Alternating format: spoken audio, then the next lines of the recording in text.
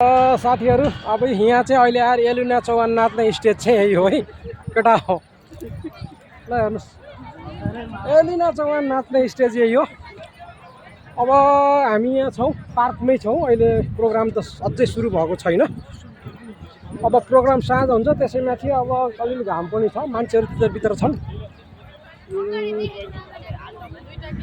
एकछिनपछि चाहिँ पक्कै जमघट हुन्छ र हामी अहिले पार्कमा छौँ। यहाँ चाहिँ अवश्य रमाइलो होला जस्तो छ साँझ रमाइलो गर्नेहरूलाई एकदम रमाइलो होला जस्तो छ। अब यहाँ चाहिँ रहेछ के रहेछ हेरौँ। यहाँ चाहिँ तपाईँको सबै नेपाली आइटमहरू राखेका छन् विशेष गरी खाने आइटमहरू छ।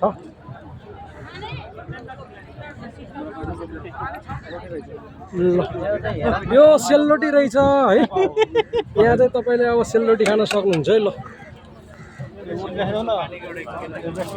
एभरेस्ट ग्रिल रेस्टुरेन्टमा आजमान यहाँ चाहिँ मिठा मिठा सेलरोटी प्लस उयोहरू छ तपाईँले यहाँ आएर खान सक्नुहुन्छ।